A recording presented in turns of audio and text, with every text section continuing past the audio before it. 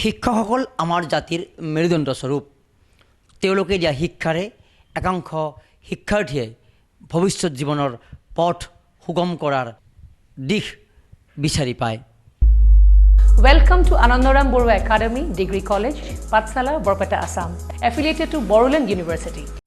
হয়, ডেমক্ৰেচি লাইভৰ তৰফৰ পৰা এগৰাকী আজি আমি সুশিক্ষয়িত্ৰীৰ কাষত কিছু প্ৰশ্নৰে মুখামুখি হৈছোঁ। তেওঁ হ'ল ARBA Degree College is a well-known prestigious academic institution where you can make your ambitions a reality. With a range of undergraduate BA, BSc and postgraduate MA, MSc courses in physics, chemistry, botany, zoology, English, Assamese education and political science. কবি হিচাপেও পৰিচিতি থকা সংগীত আৰু সামাজিক বিভিন্ন কামত আগ্ৰহী বুলি জনাজাত প্ৰণীতা শৰ্মা বৰদলৈ বাইদেউ আপোনাক স্বাগতম জনাইছোঁ। ধন্যবাদ। আমি বিভিন্ন প্ৰশ্ন উত্থাপন কৰিম। আপুনি শিক্ষকতাৰ মাজেৰে কাম কৰিছে, কবিতা আবৃত্তি হওক, সামাজিক অনুষ্ঠান হওক, সংগীত হওক, গীত ৰচনা হওক বা কবিতা লেখ্য হওক, বিভিন্ন মাধ্যমত কাম কৰিছে। কিন্তু যিহেতু আমি জানো যে আপুনি কবিতা আবৃত্তিৰে ৰাইজৰ গুণগ্ৰাহী পাঠকৰ মন জয় কৰি থৈছে, আবৃত্তিত আপুনি বিভিন্ন পুৰস্কৃত হৈছে। গতিকে আমাৰ এই সাক্ষাৎকাৰটো ৰসাল কৰিব বিচাৰিছোঁ আৰু আমি সাক্ষাৎকাৰটো আপোনাৰ সুন্দৰ কণ্ঠৰ আপোনাৰ স্বৰচিত এটি কবিতাৰ আবৃত্তিৰে আমি আগবঢ়াই নিব বিচাৰিছোঁ। আপোনাৰ কবিতা এটা শুনিম প্ৰথমতে।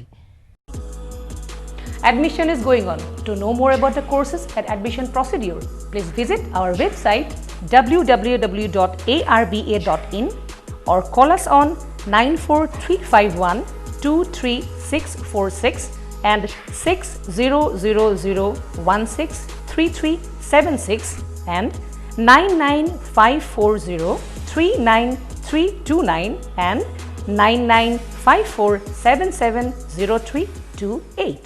ঠিক আছে, মোৰ 2014 চনত অনুভূতিৰ আৰে আৰে বুলি কবিতা কিতাপখন প্ৰকাশ হৈছিল। প্ৰকাশ কৰিছিলে মোৰ ল'ৰা পদ্মনাভ বৰদলৈয়ে। তাৰে প্ৰথম কবিতাটো মই আবৃত্তি কৰি দিছোঁ অকণমানেই। কবিতাটোৰ নাম অনুভৱ। স্বপ্নবোৰ এনেদৰে আহে নিশাৰ গভীৰতাৰে, নিশব্দে অনাহুতভাৱে। দিনবোৰে কঢ়িয়াই আনে নিষ্ঠুৰ বাস্তৱতাৰ এক অসহনীয় অনুভূতি। এইখিনি কবিতাটো। কবিতা কিয় লিখে? কি তাৰণা আহে যি তাৰণে আপোনাক কবিতা লিখিবলৈ বা শব্দবোৰ কবিতাৰ আকাৰত আবদ্ধ কৰিবলৈ প্ৰেৰণা দিয়ে? কবিতা আচলতে মই সৰুৰ পৰাই লিখিছোঁ। কবিতা লিখিবৰ প্ৰেৰণা পাইছোঁ মোৰ বিভিন্ন পৰিৱেশৰ পৰা। বিশেষকৈ মই কবিতাৰ প্ৰেৰণা লাভ কৰিছিলোঁ, কবিতা বা গল্প লিখিবলৈ প্ৰেৰণা লাভ কৰিছিলোঁ মোৰ বাইদেউ দীপান্বিতা শৰ্মা। বাইদেউ নিজেও খুব ভাল লেখক আৰু বাইদেউ মানে সন্দিকৈ কলেজৰ সেই সময়ৰ বিশিষ্ট সাহিত্যিক আছিলে, মানে বিশিষ্ট সাহিত্যিক হিচাপে পুৰস্কাৰ লাভ কৰিছিলে। বাইদেউৰ পৰা প্ৰেৰণা পাইছিলোঁ মূল কথা ক'বলৈ গ'লে। আৰু কবিতাৰে আচলতে মনৰ ভাৱ প্ৰকাশ কৰোঁ। মনত যিবিলাক ভাৱে খুন্দিয়াই থাকে তাত শব্দৰে যেতিয়া প্ৰকাশ কৰোঁ, মানুহে যেতিয়া ভাল পায় তেতিয়া কবিতা লিখি খুবেই ভাল লাগে। তেনেকৈ আচলতে কবিতা লিখাৰ হেঁপাহটো জাগিলে আৰু তেনেকৈ কবিতা লিখিলোঁ। এখন কাব্য সংকলনো প্ৰকাশ পাইছে। এই কাব্য সংকলনৰ নাম কি আছিল? আমাৰ দৰ্শককো দেখাই দিয়ক কিতাপখন আঁৰৰ যিখিনি কথা, এইখিনিও কথা যদি অকণমান অৱগত কৰে ভাল হ'ব। ঠিক আছে, মই দেখুৱাই দিছোঁ। এইখন মোৰ কিতাপ অনুভূতিৰ আৰে আৰে। এইখন 2014 চনত প্ৰকাশ পাইছিলে। ইয়াতে কবিতাটিৰ আৰম্ভণিতে কবিতা কিতাপখনত লিখিছে নীলিম কুমাৰে আৰু এটি শুভেচ্ছা বাণী দিছে অনুৰাধা শৰ্মা পূজাৰীয়ে। গতিকে তেখেতসকলকৰ ওচৰত মই কৃতজ্ঞ। আৰু মই ক'ব লাগিব মোৰ স্বামী, প্ৰয়াত স্বামী বিপুল বৰদলৈৰ কথা। আচলতে তেওঁ মোক আৰম্ভণিতেই কৈছিলে যে মই যিহেতু মোৰ মানে এটা বেয়া স্বভাৱ আছিলে তেতিয়া, কবিতা লিখোঁ কিন্তু য'তে ত'তে লিখোঁ, পলাটো কাগজ যিটুকুৰা পালেও লিখোঁ আৰু য'তে ত'তে পেলাই দিওঁ। এওঁ ক'লে নহয়, তুমি অত্যত সিঁচৰিতি হৈ থকা কবিতাবোৰ জমা কৰি সেইবোৰ কিতাপ আকাৰে প্ৰকাশ কৰিব লাগিব। কিন্তু মোৰেই দুৰ্ভাগ্য 2013 চনৰ 24 এপ্ৰিলত এওঁ নাৰ্ভৰ ৰোগত মৃত্যুবৰণ কৰে। কিন্তু মোৰ এই হেঁপাহটো পূৰণ কৰিলে মোৰ ল'ৰা, মোৰ 3 পুত্ৰ অৰুণাভ, পদ্মনাভ, নয়নাভে। আৰু পদ্মনাভে বিশেষকৈ কিতাপখন প্ৰকাশৰ ক্ষেত্ৰত গুৰুত্ব দিলে। আৰু তেওঁৰ যেতিয়া এটা গীতৰ যেতিয়া কেছেট এটা ওলাইছিলে, মানে ভিডিঅ' এটা, সেই সময়তে সেই গীতৰ এলবাম মুকলি কৰাৰ লগতে মোৰ অনুভূতিৰ আৰে আৰে কিতাপখনো তেতিয়া মানে প্ৰকাশ পালে। আৰু এই ক্ষেত্ৰত মোৰ বন্ধু বান্ধৱ, মোৰ কলিগ, মোৰ সহকৰ্মী, বিশেষকৈ ক'ব লাগিব মই পুলিনা ভূঞা, তাৰপিছত প্ৰতিভা, ৰীমা, কৰবী কাকতি, তেওঁলোকে মোক মানে যথেষ্ট অনুপ্ৰাণিত কৰিছিল। আৰু এনেদৰে মোৰ অসম লেখিকা সংস্থাত আমি একেলগেই আছোঁ। ৰঞ্জুশ্ৰী বৰ্মন, তাৰপিছত ৰীতামণি বৰদলৈ, ডক্টৰ সাবিত্ৰী শইকীয়া বৰুৱা, নিৰু শৰ্মা পৰাজুলি, তেওঁলোকেও মোক কবিতাৰ সহায় কৰিছে। হয়, আমি আৰু কথা পাতিম, কিন্তু তাৰ পূৰ্বে নীলিম কুমাৰে যিহেতু কিছু কথা আপোনাৰ বিষয়ে লিখিছে অনুভূতিৰ আৰে আৰে, আৰু এই কিতাপখনৰ কবিতাসমূহ ইতিমধ্যে প্ৰশংসিত হৈছে, পাঠকেও যথেষ্টভাৱে তেওঁক মৰম দিছে। নীলিম কুমাৰে কি লিখিছে অকণমান আমি পঢ়ি শুনাব বিচাৰিছোঁ। অনুভৱৰ আৰে আৰেত লেখিকা প্ৰণীতা শৰ্মা বৰদলৈৰ কবিতা সম্পৰ্কে নিজৰ মনত যি ধ্যান ধাৰণা আছে তাৰ ওপৰত ভিত্তি কৰিয়েই নিজৰ অনুভৱবোৰক কবিতাৰ ৰূপত প্ৰকাশ কৰাৰ প্ৰচেষ্টা কৰিছে। সাম্প্ৰতিক সময়ত সমগ্ৰ বিশ্বত সাহিত্য সম্পৰ্কে নতুন নতুন চিন্তা চেতনাৰ উদ্ৰেক হোৱা পৰিলক্ষিত হৈছে। কিন্তু প্ৰণীতা শৰ্মা বৰদলৈয়ে তেনেবোৰ চিন্তা ভাৱনাৰ স্ৰোতত নিজকে বিয়পাই নিদি নিজৰ স্থিতিতে অটল আছে আৰু এক নিজস্ব কাব্য জগতত বিচৰণ কৰিছে। তেওঁ আৰু লিখিছে, আমি গোটেইখিনি আমি পঢ়ি যাব বিচৰা নাই। আৰু ইফালে বিখ্যাত সাহিত্যিক অনুৰাধা শৰ্মা পূজাৰী বাইদেউ কিছু শুভেচ্ছা জ্ঞাপন কৰিছে। তেওঁ লিখিছে, প্ৰণীতা শৰ্মা বৰদলৈয়ে অনুভূতিৰ আৰে আৰে কাব্য সংকলনটি প্ৰকাশ কৰি সাহিত্যৰ জগতখনত পদাৰ্পণ কৰিছে। অন্তৰ্জগতৰ বিষাদ, আনন্দ, সুখৰ মুহূৰ্তবোৰ স্বতঃস্ফূৰ্তভাৱে কবিৰ কাপেৰে প্ৰকাশ পায়। প্ৰণীতা শৰ্মা বৰদলৈয়ে এনে মুহূৰ্তৰ ছবি আঁকিছে শব্দেৰে। মোৰ আন্তৰিক শুভকামনা যাচিলোঁ শৰ্মা বৰদলৈৰ প্ৰথম প্ৰয়াসৰ বাবে। দুগৰাকী বিখ্যাত ব্যক্তিত্ব, এগৰাকী বিখ্যাত কবি, এগৰাকী বিখ্যাত ঔপন্যাসিক, গল্পকাৰ, এনেকুৱা ব্যক্তিৰ এনেকুৱা প্ৰশংসা ভৰা কথাবোৰ ভাল লাগে। নিশ্চয় ভাল লাগে, কাৰণ তেওঁলোক স্বনামধন্য ব্যক্তি। গতিকে তেওঁলোকে যে মোৰ নিচিনা মানে সাধাৰণকৈ লিখোঁ মই কিবা কিবি, তাৰ ওপৰত যে তেওঁলোকৰ মতামত আগবঢ়াইছে, এষাৰ শুভেচ্ছা বাণী দিছে, সেইকাৰণে তেওঁলোকৰ ওচৰত মই কৃতজ্ঞ। আৰু মোৰ পিতৃ মাতৃৰ কথাও ক'ব লাগিব। মোৰ মা আৰু দেউতা, প্ৰথমতে মই আচলতে কিতাপখন মা দেউতালৈয়ে আগবঢ়াইছোঁ। মা আছে, মোৰ দেউতা প্ৰয়াত ধৰণীধৰ শৰ্মা, মা বিজয়লক্ষ্মী দেৱী, তেওঁলোকৰ নামতেই মই দিছোঁ। আৰু তেওঁলোকে যিহেতু আমাক বহুতখিনি উৎসাহিত কৰিছিল, বিশেষকৈ লিখা মেলা বা কথা কোৱাৰ ক্ষেত্ৰত, আৰু তেনেকৈয়ে আছে।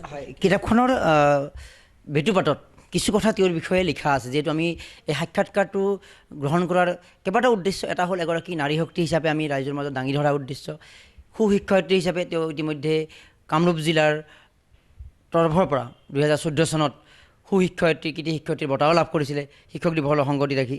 এগৰাকী লেখিকা হিচাপেও আছে। এই কিতাপখনৰ যিখিনি বেটুপাতত তেওঁৰ বিষয়ে কিছু কথা লিখা আছে, এইখিনি কথা মই অকণমান যদি পঢ়ি দিওঁ, আমাৰ সন্মানীয় দৰ্শকৰ তেওঁৰ বিষয়ে কিছু এটা ধাৰণা লোৱাত অতি সুবিধা হ'ব। গুৱাহাটীৰ খাৰঘুলি নিবাসী প্ৰণীতা শৰ্মা বৰদলৈ কামৰূপ একাডেমী উচ্চতৰ মাধ্যমিক বিদ্যালয়ৰ শিক্ষয়িত্ৰী, সঞ্চালক পঞ্চায়ত আৰু গ্ৰামোন্নয়ন অসমৰ অৱসৰপ্ৰাপ্ত অতিৰিক্ত সঞ্চালক প্ৰয়াত ধৰণীধৰ শৰ্মা আৰু শ্ৰীমতী বিজয়লক্ষ্মী দেৱীৰ জীয়ৰী প্ৰণীতা শৰ্মা বৰদলৈৰ বিপুল চন্দ্ৰ বৰদলৈৰ পত্নী। তেওঁৰ স্বামী ইতিমধ্যে প্ৰয়াত, এইটো কৈছে। অসমীয়া বিষয়ত স্নাতকোত্তৰ ডিগ্ৰী লাভ কৰা শৰ্মা বৰদলৈ তেওঁৰ শৈশৱকালৰে পৰা সাহিত্যসেৱী হিচাপে পৰিচিতি আছে। অগ্ৰদূত, দৈনিক অসমবাণী আদি বাতৰি কাকতত নৱম শ্ৰেণীৰ পৰাই লিখনি প্ৰকাশ পোৱাৰ উপৰিও বিভিন্ন আলোচনীতো গল্প, কবিতা, প্ৰবন্ধ প্ৰকাশ পাইছে। তাৰোপৰি পাঠ্যপুথি সম্বন্ধীয় কিতাপ কেইখনমানো প্ৰকাশ কৰা প্ৰণীতা শৰ্মা বৰদলৈৰ প্ৰিয় হবি হৈছে কবিতা আবৃত্তি। ইতিমধ্যে কবিতা সোৱাদ লৈছে আপোনালোকে। পূব গুৱাহাটী বিহু সন্মিলনকে আদি কৰি কেইবাখনো মঞ্চত কবিতা আবৃত্তি প্ৰতিযোগিতাত পুৰস্কৃত হোৱাৰ উপৰিও মহিলাৰ মাজত বিভিন্ন আকস্মিক বক্তৃতা, কবিতা আবৃত্তি আদিত পুৰস্কাৰ লাভ কৰিছে। কেৱল সাহিত্য জগততে নহয়, বিভিন্ন উন্নয়নমূলক সামাজিক কামতো প্ৰণীতা শৰ্মা বৰদলৈ ওতঃপ্ৰোতভাৱে জড়িত। অসম লেখিকা সংস্থা, নটসূৰ্য আৰু অনুষ্ঠানৰ সদস্যৰূপে জড়িত শৰ্মা বৰদলৈ তিনি পুত্ৰও সাংস্কৃতিক জগতৰ সৈতে ঘনিষ্ঠভাৱে জড়িত হৈ আছে। যিহেতু তিনি পুত্ৰৰ কথা উল্লেখেই হ'ল, আপোনালোকে এগৰাকী তেওঁৰ সুযোগ্য পুত্ৰ, আটাইকেইজনে সুযোগ্য, পদ্মনাভ বৰদলৈ অসমৰ গৌৰৱ, অসমৰ যুৱকণ্ঠৰ অন্যতম প্ৰতীক আৰু সুস্থ সংগীতৰ ধাৰাৰে, আমি জোৰ দি কৈছোঁ, স্পেচিফাই কৰি কৈছোঁ, সুস্থ সংগীতৰ ধাৰা যদি যুৱ প্ৰজন্মৰ কোনোবা শিল্পীয়ে ধৰি ৰাখি আছে, তাৰ ভিতৰত 1, 2 বা 3 অতি শীৰ্ষ পৰ্যায়ত নাম আহিব এইগৰাকী পদ্মনাভ বৰদলৈ। আৰু সেইগৰাকী পদ্মনাভ বৰদলৈ যি ইতিমধ্যে সাৰেগামা বোধহয় সাৰেগামাৰ ফাইনেলিষ্টো হৈছিলে, গতিকে তেনেকুৱা এগৰাকী সন্তানৰ মাতৃ। গতিকে অকণমান পদ্মনাভৰ কথা যদি ওলালে, পদ্মনাভৰ ক্ষেত্ৰত আপোনাৰ অৰিহণা নিশ্চয় থাকিব। গতিকে কেনেকৈ সহায় কৰিছিলে মাতৃ হিচাপে পদ্মনাভক? আচলতে সৰুৰ পৰাই মই পদ্মনাভ আৰু অৰুণাভ মোৰ যমজ সন্তান, তাৰপিছত নয়নাভ সৰু তেওঁলোকতকৈ। পদ্মনাভ অৰুণাভ যেতিয়া সৰু আছিলে তেতিয়া মই তেওঁলোকক মানে বিভিন্ন প্ৰতিযোগিতাত লৈ গৈছিলোঁ, আৰু সেই প্ৰতিযোগিতা বিশেষকৈ গানৰ প্ৰতিযোগিতা, গানত খুবেই ইচ্ছা আছিলে। আৰু সৰুতেই জিতেন বসুমতাৰী ওচৰত মই শাস্ত্ৰীয় সংগীতৰ কাৰণে তেওঁক শিকিবলৈ দিছিলোঁ। আৰু বিভিন্ন অনুষ্ঠানত লৈ এই যে প্ৰতিযোগিতামূলক ভাৱটো যে তেতিয়াৰ পৰা আহিলে, সেইখিনি আচলতে ভৱিষ্যত জীৱনত সঁচাকৈ সহায় কৰিছিলে। আৰু মই তেতিয়া কিন্তু মই শিকাইছিলোঁ, মই ইমান মোৰ সংগীত বিশাৰদ মই নহয়, বা সংগীতৰ মোৰ যিখিনি আনুষ্ঠানিক শিক্ষা মোৰ নাই, তথাপিতো মই গান গাওঁ। আৰু সৌভাগ্যক্ৰমে মই নিজেও পানীকান্ত BEd কলেজত যেতিয়া BEd কৰি আছিলোঁ, তেতিয়া মই সৌভাগ্যক্ৰমে বেষ্ট ছিংগাৰৰ সন্মানো লাভ কৰিছিলোঁ। গতিকে ভাল পাওঁ আৰু সংগীত খুবেই ভাল পাওঁ। আৰু মোৰ শহুৰৰ ঘৰখন আচলতে সংগীত, নাটক এইবিলাক ক্ষেত্ৰত বেছ আগবঢ়া। গতিকে সেই উৎসাহতে মই পদ্মনাভক উদ্যোত লৈ গৈছিলোঁ, আৰু সি বিভিন্ন ঠাইত পুৰস্কৃত হৈছিল। আৰু এটা কথা মই ক'ব লাগিব, ইমানেই মানে কনফিডেণ্ট আছিলে, এবাৰ ক্লাছ 5ত পঢ়ি থাকোঁতে, মই সেইদিনা যাব পৰা নাই, দেউতাকে লৈ গৈছিলে, মই স্কুললৈ গৈছোঁ। ইতিমধ্যে মোলৈ খবৰ আহিছে যে সি 2য় পুৰস্কাৰ লাভ কৰিছে ৰুদ্ৰ বৰুৱাৰ মানে গানৰ প্ৰতিযোগিতা, ইয়াত ভাস্কৰ নাট্য মন্দিৰত। সি ক্লাছ 5ত পঢ়া ল'ৰা, তাক সকলোৱে বুলি কৈ আছে যে সি প্ৰথম হ'ব লাগে, সি ইমান সুন্দৰ গাইছে।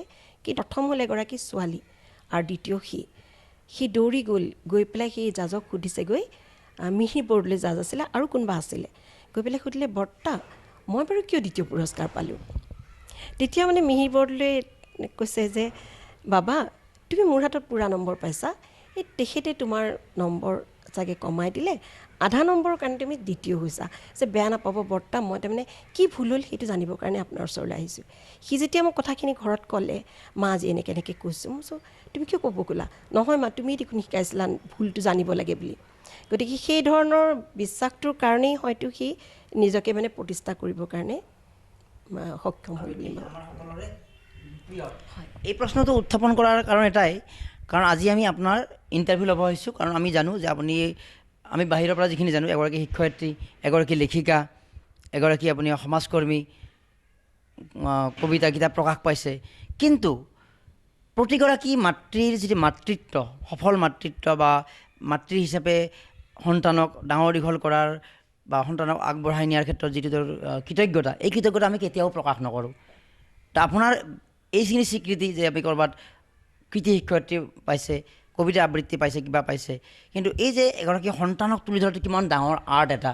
গতিকে আমি এইকাৰণে কৈছোঁ যে আমি যিখিনি বিশেষণ দিছোঁ, এইখিনি বিশেষণ যথেষ্ট নহয়। তেওঁ এগৰাকী সফল মাতৃও, তেওঁ অসমে লাভ কৰা এগৰাকী সুযোগ্য সন্তান। পদ্মনাভ বৰদলৈ নিৰ্মাণৰ আঁৰত আমাৰ প্ৰণীতা শৰ্মা বৰদলৈৰ যিটো মাতৃত্বৰ যোগ্যতাও যে সুযোগ্যভাৱে আগবঢ়াই দি সৰুৰে পৰা আগবঢ়াই দিয়াৰ সেইটো ভূমিকা আছে। আমি সেইটো কথা এৰিলোঁ। এতিয়া গীতৰ কথা যিটো ওলাল, আৰু সাক্ষাৎকাৰটো ৰখাল কৰাৰো কথা আছে, তেতিয়াহে অকণমান বেছি মানুহে চাব। গতিকে অকণমান গীত হ'লে ভাল হ'ব। আচলতে মোৰ গানৰ মানে প্ৰেক্টিছটো তেনেকৈ নহয়। অলপতে এখন গীতি আলক্ষ্যও কৰিলোঁ, মানে কবিতা গীতৰ আলক্ষ্য 15 আগষ্টৰ স্বাধীনতা দিৱসত। এইটো তেওঁৰ নাম ল'ব লাগিব অচ্যুত দত্ত। তেওঁ মানে কাব্যশিল্পৰ আবৃত্তি বুলি এটা ইউটিউব চেনেল মুকলি কৰিছে, তাত কবিতা আবৃত্তি গল্প পাঠ এইবিলাক আমি কৰি থাকোঁ। কিন্তু সেইদিনা মোক লিখিব দিলে, সেইদিনা লিখিলোঁ আৰু সকলোৱে ভাল পালে। পৰিচালনাটো বাৰু তেওঁৱেই কৰিলে, কিন্তু মানে পৰিকল্পনাটো মোৰ আছিলে। যি হওক, এতিয়া যিহেতু গানৰ চৰ্চাটো কম, গতিকে কেনেকুৱা হয় নাজানো, এনেই অকণমান এটা লোকগীত এটা অকণমান গাই দিছোঁ। নাচি নন্দ নন্দন কমল লোচন শ্যাম, নাচি নন্দ নন্দন কমল লোচন শ্যাম, সংগে নাচে গোপ শিশুৱতী অনুপম, সংগে নাচে গোপ শিশুৱতী অনুপম,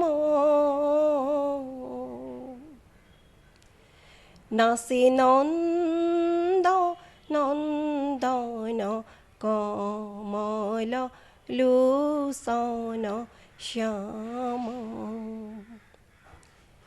কেহু দিব পিঠা লাৰু, কেহু দিব সোণৰ খাৰু, কেহু দিব মধুৰ চুম্বন, গোৱালীৰ স্নেহে মজি নাচে ত্ৰিজগতপতি, গোৱালীৰ স্নেহে মজি নাচে ত্ৰিজগতপতি, কিনো বিমোহন বিতুপন, নাচে নন্দ নন্দন কমল লোচন শ্যাম। ইমান সুন্দৰ কণ্ঠ কেনেকৈ সম্ভৱ? মাতটো ইমান, আপোনাৰ এটা বিশেষ এটা আবেদন আছে, বেলেগ এটা শব্দ যেতিয়া আপোনাৰ কণ্ঠত সোমাই গৈছে, সেই শব্দটো এটা শব্দ বোলে সৌভাগ্য, যিবিলাক শব্দ আপোনাৰ কণ্ঠত উচ্চাৰিত হয়। ইমান ভাল কণ্ঠ এটা পাবৰ কাৰণে আপুনি কিবা প্ৰেক্টিচ কৰে নেকি, বা কিবা কি কাৰণে? প্ৰেক্টিচ হিচাপে একো নকৰোঁ, কিন্তু মই গান গালে মোৰ গোটেইকেইটা ল'ৰাৰ তাৰমানে গানত ইমানেই হেঁপাহ। সিহঁতে মানে এটাই কথা, সৰু থাকোঁতে যে এনেকৈ সৰু থাকোঁতে যে ইটো সিটো কম্পিটিশ্যনত যে সিহঁতক লৈ যাওঁ, যেতিয়া মহিলাৰ কম্পিটিশ্যনত মোক সিহঁতে জোৰকৈ লৈ গৈছিলে, মা তুমি আমাক শিকাইছা, গতিকে তুমি কিয় নকৰিবা। আৰু সিহঁতে, মই এই মোৰ সৰু ল'ৰা নয়নক, এতিয়া আজিও সি আনকি যাব সময়ত কৈ গৈছে, মা মই গানটো লিখিছোঁ, কি তুমি গাব লাগিব। গীটাৰ বজাব, মই গাম। পদ্মনাভেও তেনেকুৱা কৰিছিলে, কি মানে মোৰ এতিয়া হেৰিত নাই, তানপুৰাৰ এটা হেৰিও থৈ দিছিলে, যাতে মই ক'ৰবাত প্ৰয়োজন হ'লে গান গাব পাৰোঁ। ডাঙৰটোও ঠিক তেনেকুৱা। গতিকে এই পদ্মনাভ, অৰুণাভ, নয়নাভে এইটো ক্ষেত্ৰত মোক যথেষ্টখিনি উৎসাহিত কৰিছে। আৰু তেনেকৈ মোৰ গান গাই, গানৰ তেনেকৈ এনেই গাই থাকোঁ আচলতে, মোৰ কিন্তু তেনেকৈ ৰিহাৰ্চেল হিচাপে তেনেকৈ নহয়। ৰেডিঅ' বা এংকৰিঙৰ ক্ষেত্ৰখনত বহু অনুষ্ঠানতো আপুনি এংকৰ হিচাপে ভূমিকা পালন কৰিছে, গতিকে সেই অভিজ্ঞতাটো? মানে সৰুৰ পৰাই মই কৰিছোঁ। ক্লাছ 9ৰ পৰা আচলতে মই এংকৰিং কৰিছোঁ। আমাৰ ভাস্কৰ বিদ্যাপীঠত পঢ়িছিলোঁ মই, মোৰ মামা আছিলে তাৰ প্ৰিন্সিপাল, দুৰ্গাধৰ শৰ্মা। মোক অ'ত যেতিয়া মানে অনুষ্ঠান চলাই নিবলগীয়া হয়, আঁত ধৰিবলগীয়া হয়, তেতিয়া সদায় মোক লৈ যায়। তেতিয়া মোৰ চবেই নাজানো আৰু তেতিয়া হয়তো ভাল আছিলে, মাতটো খুব ভাল আৰু কথা কওঁতে খুব ভাল হয়। মই অৱশ্যে বক্তৃতা প্ৰতিযোগিতাত অংশগ্ৰহণ কৰিছিলোঁ, আৰু বক্তৃতাৰ হেৰিটো পাইছিলোঁ মোৰ দেউতাৰ পৰা। তৰ্ক প্ৰতিযোগিতা, আকস্মিক বক্তৃতা প্ৰতিযোগিতা এইবিলাক বেছিকৈ কৰিছিলোঁ।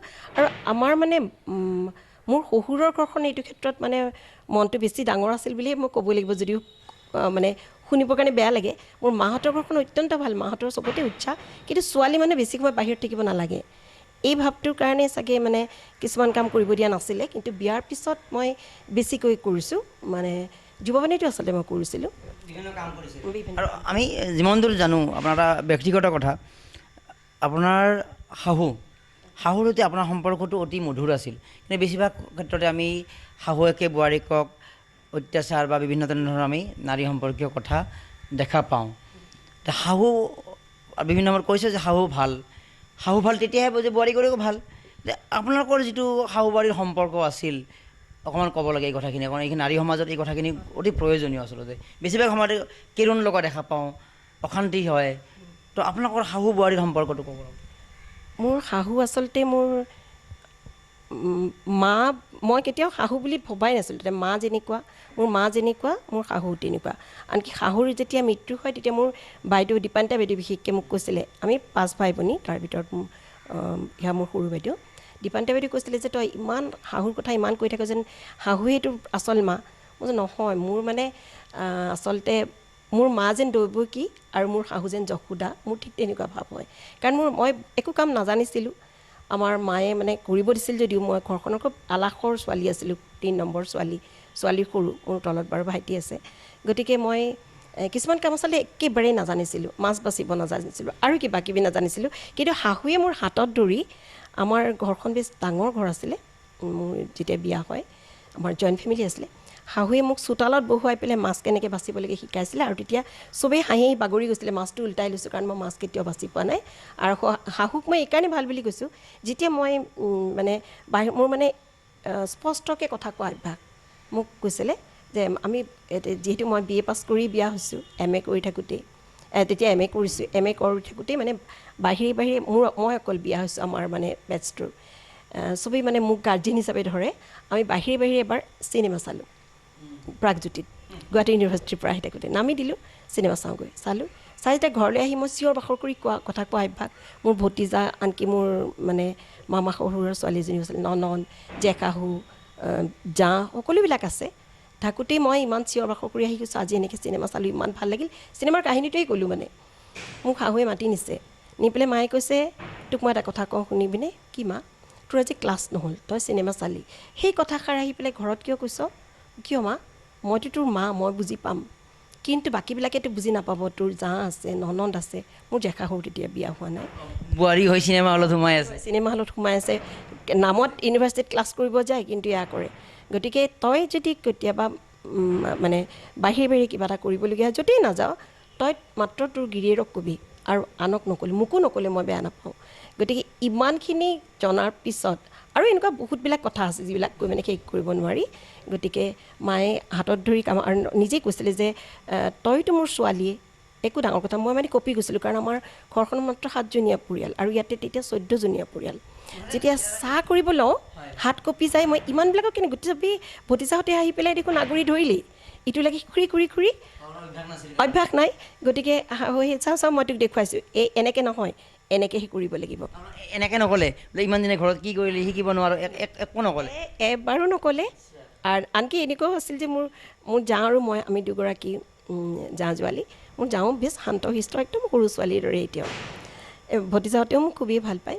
মানে এনেকুৱা ধৰণৰ যে নিজৰ ল'ৰাক কয়, ডাঙৰ বেড কভাৰবিলাক সিহঁতক ধুব নিদিবি, তহঁতে ধুবি। আৰু সেই বস্তুটোৱে চাগে মোৰ ল'ৰাইও শিকিছে দেই। সিহঁত মানে ল'ৰা যদি মানুহে যে আপত্তি কৰে যে ছোৱালীহে কৰিব পাৰে, ল'ৰাই একো নকৰে, একেবাৰে মিছা কথা। ভাল মানুহৰ ভাল কথা। এই শাহু বোৱাৰীৰ এইটো এটা অতি গুৰুত্বপূৰ্ণ বিষয়, যদিও আমাৰ সাক্ষাৎকাৰটোৰ প্ৰসংগ অন্য, গতিকে আমি কথা প্ৰসংগত যিটো আমি অলপ তথ্য অৱগত আছিল যে শাহুৱে যথেষ্ট মৰম কৰিছিল, সেইটো একপক্ষীয় নহয়। এখেতেও তেওঁৰ আপুনি শাহুৰ কথা শুনিছিলে, বা শাহুৱেও, গোটেই কথা সেইটোৱে যে এগৰাকী বোৱাৰী ঘৰলৈ অহাৰ পিছত তেওঁৰ ওপৰত যে আমি কৰ্তৃত্ব খটুৱাব লাগিব, এইটো কথা নহয় আচলতে। গতিকে আমি নিজৰ সন্তানৰ ভাবিব লাগে। কিন্তু বেছিভাগ ক্ষেত্ৰতে আমি দেখা পাওঁ, 90% ক্ষেত্ৰতে দেখা পাওঁ যে শাহুগৰাকীয়ে এটা অধিকাৰ সাব্যস্ত কৰিব যে তাতে আমাৰ কেৰুণ আৰম্ভ হয়। ঠিক আছে, আমি সেইটো এটা গ'লোঁ। আৰু এটা কবিতা হৈ যাওক কিবা এটা, হয়, আমি তেওঁৰ অনুভূতিৰ আঁৰেৰ পৰা এটা আৰু কবিতা আমি উপভোগ কৰিম। ঠিক আছে বাৰু, মই আৰু এটি কবিতা মাতি দিছোঁ। প্ৰেমৰ অপমৃত্যু। অৱশেষত প্ৰেমৰ হ'ল অপমৃত্যু, তোমাৰ প্ৰাণহীন দেহত হ'ল পষ্টমৰ্টেম। মৃত্যু হ'ল এক দুৰন্ত প্ৰেমিকৰ। নাৰীৰ সুকোমল দেহত তুমি বাৰু বিচাৰিছিলা কি? প্ৰেম নে সুধা কোটা? আজিতো তোমাৰ প্ৰাণহীন দেহৰ প্ৰাণত নাই প্ৰেমৰ উন্মাদনা। প্ৰেয়সীৰূপী পত্নীক দিছিলা জানো হৃদয়ৰ সঁচা প্ৰেম? তেন্তে কিয় আজি পষ্টমৰ্টেম ৰিপৰ্টতো কলিজা বিদাৰি দিয়াৰ পিছতো বিচাৰি নাপালোঁ প্ৰেমৰ শীতলতা? তুমি জানো কোৱা নাছিলা হাজাৰজনী নাৰীৰ মাজতো বিচাৰি নোপোৱা সকলো সুন্দৰতা তেওঁতেই বিচাৰি পোৱা বুলি তুমি এইটো কৈছিলা হৃদয়ত স্তূপীকৃত সঁচা সবুজ প্ৰেমানুভূতি অধিকাৰী সঁচা প্ৰেয়সী পত্নী বুলি অথচ আজি কিয় এই অবিস্মৰণীয় প্ৰেম শব্দটি অন্তৰ্ধান সেয়েহে আজি যেন প্ৰেম স্তূপীকৃত বেদনাৰ বৰফৰাশি এতিয়া আমি আপোনাৰ কিছু শিক্ষকতাৰ কথা লৈ আহিছোঁ শিক্ষয়িত্ৰী হিচাপেও আপুনি অতি সুন্দৰভাৱে কাম কৰি আহিছে কাৰণে 2014 চনত কামৰূপ জিলা ভিত্তিত আপোনাক কৃতি শিক্ষয়িত্ৰীৰ বঁটা দিছিলে তো এই প্ৰাপ্তি যে শিক্ষকতাৰ এটা পুৰস্কাৰ কিমান ভাল লগা কথা আছিলে সেই মুহূৰ্তত খুবেই ভাল লাগিছিলে কাৰণ যেতিয়া জিলাভিত্তিক পুৰস্কাৰ পাইছিলোঁ আৰু বেছি ভাল লাগিছিলে যেতিয়া আমাৰ বিদ্যালয়ৰ শিক্ষকসকলে খুব আনন্দ পাইছিলে যে সঁচাকৈ মানে তুমি পাবলগীয়া সেইবাবেই পাইছা অন্যসকলেতো কৈছে তেওঁলোকে বেছি মানে গুৰুত্ব দিছিলে সেইকাৰণে আমাৰ কামৰূপ একাডেমীৰ শিক্ষক শিক্ষয়িত্ৰীৰ ওচৰত কৰ্মচাৰীৰ ওচৰত মই কৃতজ্ঞ আৰু আটাইতকৈ ভাল লাগে যেতিয়া ছাত্ৰ ছাত্ৰীসকলৰ আগতে কিন্তু আমাৰ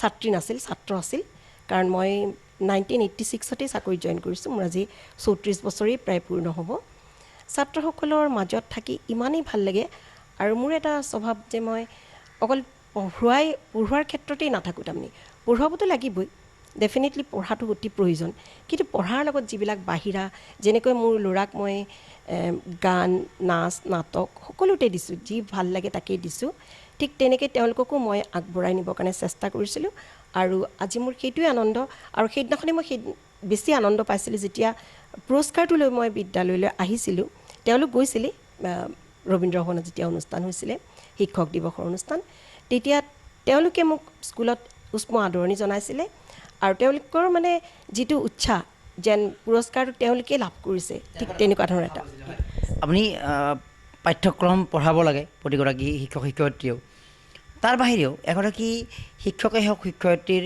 কেনেকুৱা গুণ আৰু থাকিব লাগে বিশেষ ক্ষেত্ৰত আমি দেখা পাওঁ যে গুৰু শিষ্যৰ যিটো সম্পৰ্ক বা ছাত্ৰ ছাত্ৰীৰ লগত কেনেকুৱা এটা ইণ্টিমেচি এটা বন্ধুত্ব হ'লে শিক্ষাদান প্ৰক্ৰিয়া আৰু অধিক গাঢ় হৈ পৰে তো আপুনি কেনেকৈ এই ছাত্ৰ ছাত্ৰীসকলক গ্ৰহণ কৰে আচলতে কেৱল আপুনি মাহত দৰমহা পায় ক্লাছটো কৰে গুচি যায় নে এটা আত্মিক সম্পৰ্কও এটা গঢ়িবলৈ চেষ্টা কৰে তেওঁলোকক যাতে আপোনাৰ নিজৰ বুলি এটা অনুভৱ কৰি শিক্ষাদান কৰিব পাৰে শিক্ষয়িত্ৰী হিচাপে আপুনি কোনখিনি কথাত সচেতন হৈ আগবাঢ়ে এইটো ক্ষেত্ৰত আমি খুবেই সজাগ আৰু কাক কি কৰিছিলোঁ সেই কথাষাৰ যেতিয়া ছাত্ৰই মনত ৰাখে তেতিয়া বেছি ভাল লাগে কাৰণ যেতিয়া এতিয়াতো ফ্ৰী এডুকেশ্যন মানে কাপোৰ কানিৰ পৰা ইউনিফৰ্মৰ পৰা পাঠ্যপুথিলৈকে সমস্তখিনি দিয়ে তেতিয়া কিন্তু নাছিল যেতিয়া মই জইন কৰিছিলোঁ তেতিয়া আজিও এনেকুৱা ছাত্ৰসকলে কয় যে বাইদেউ মোৰ ল'ৰাক কয় যে তোমাৰ মাক কিয় ভাল লাগে জানা তোমাৰ মায়ে আমাক কাপোৰ দিছিলে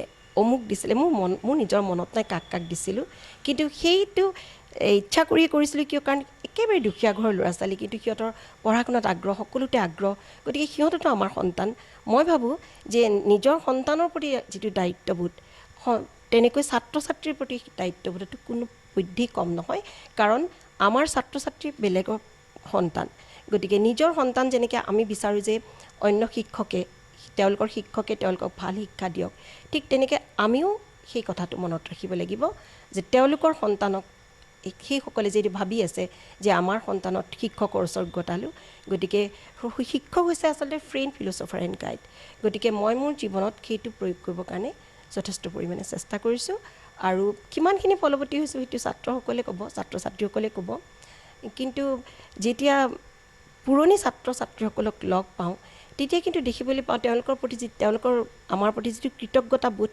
তেতিয়া কিন্তু মন প্ৰাণ ভৰি উঠে আৰু এনেকুৱা লাগে যেন ৰাষ্ট্ৰীয় পুৰস্কাৰহে লাভ কৰিছোঁ আৰু আমি এতিয়া লকডাউনৰ কথা পাতিব লাগিব লাহে লাহে স্কুল খোলাৰ কথাও কৈছে কিন্তু আমেৰিকাত কি হৈছে স্কুল খোলাৰ পিছত তাত হঠাৎ কৰোণা বাঢ়ি গৈছে বিষম পৰিস্থিতি হৈছে তো তেনেকুৱা পৰিপ্ৰেক্ষিতত দিল্লীত স্কুল ইতিমধ্যে আকৌ নোখোলাৰ সিদ্ধান্ত লৈছে কিন্তু অসম চৰকাৰে 1 ছেপ্টেম্বৰত ইংগিত এটা দিছে কিন্তু আমাৰ কথা বেলেগ যে এই লকডাউনৰ সময়ছোৱাত মানে এটা দীঘলীয়া 86ৰ পৰা দীঘলীয়া যাত্ৰাৰে আপুনি কামৰূপ একাডেমী শিক্ষকতা কৰি প্ৰতিদিনে যায় ছাত্ৰ ছাত্ৰীক লগ পায় এখন ফুলনিৰ মাজত আপোনাৰ প্ৰৱেশ কৰাৰ নিচিনাকৈ হঠাৎ এই প্ৰক্ৰিয়াটো বন্ধ হৈ গৈছে।